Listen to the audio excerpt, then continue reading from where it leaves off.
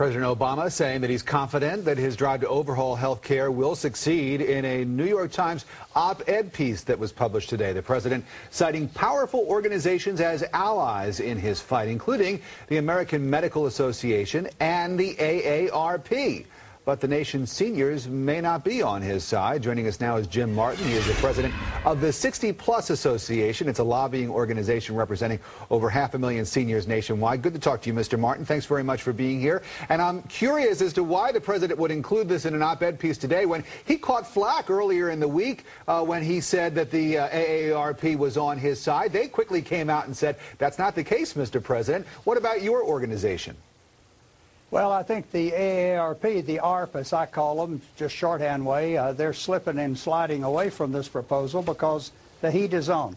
There are thousands of seniors that are flocking toward the 60+ Association as they learn more and more that the ARP is in bed with this huge overhaul of health care. They don't like it one bit. They don't like the provisions in the bill. They're up in arms about it, and so are we. What is your main beef with the reform that's been talked about in Washington? The Medicare cuts, over $500 million worth of cuts, are staring us in the face. There's been story after story about these cuts. Ron Wyden, senator from Oregon, has said he will fight them. But listen, I'm a very conservative type person.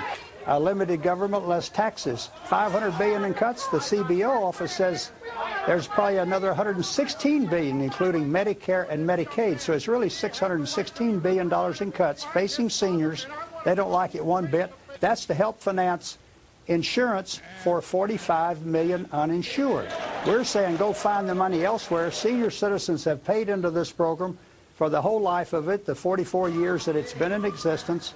Seniors have paid their dues, and now they're in their twilight years and they're being asked to take cuts. That's going to be fewer hospitals, fewer reimbursements to hospitals. There'll be fewer doctors. There's already a huge nursing shortage. Let me jump in, Mr. Martin, because the president shortage also. There seems to be a disconnect because the president is addressing exactly the concerns that you are stating. And I'll go back to his piece that I printed out this morning from the New York Times. He says that by making Medicare more efficient, he says that more tax dollars will go directly to the care for senior citizens. He says reform will reduce the amount that seniors have to pay for prescription drugs, and he says that it will help out with seniors and the health care that they receive in this country. What is the president saying that you're obviously not believing?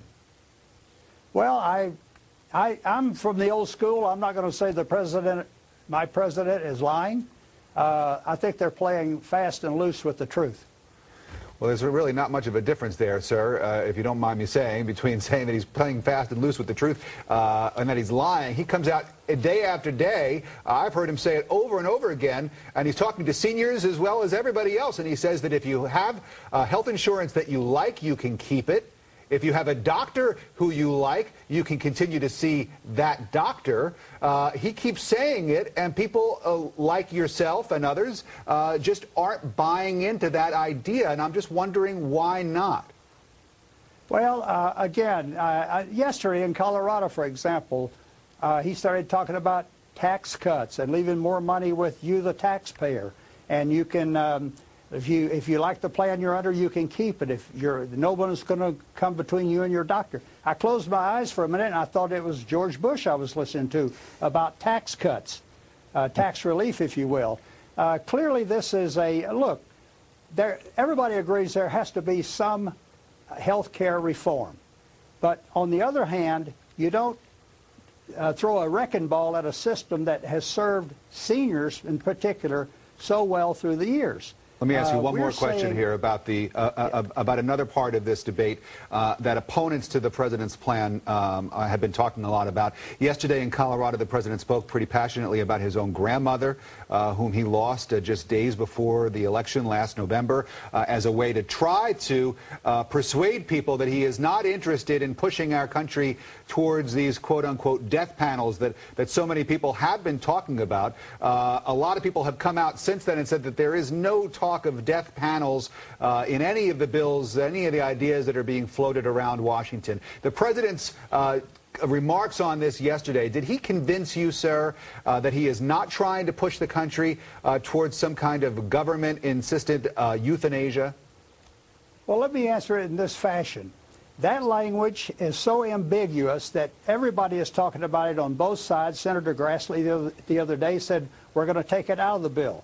I think that's a move in the right direction. If you want to assuage senior citizens who are in the twilight of their years that that's not the case, that's fine. But I thought it was rather ironic that the president was saying, and I heard his passion about his grandmother. I lost my favorite senior, my mother, my sainted mom, a few years ago. Nobody wants to go down that path, but I'm telling you this, that is a politically explosive issue. I thought it was rather ironic that it was in Colorado, because that is the state where the first person who ever brought up this type of language about perhaps we should look at those in the twilight of their years, perhaps those terminally ill, they should not be put on life-saving medicines. That was none other than a Democratic governor named Richard Lamb in Colorado about 30 years ago. Jim Martin is the president of the 60+ Association, an organization that's getting a lot of attention now that so many seniors are upset with the AARP and their views on health care reform. Mr. Martin, thank you so much for coming on and talking to us today. Thank you. Glad to be with you.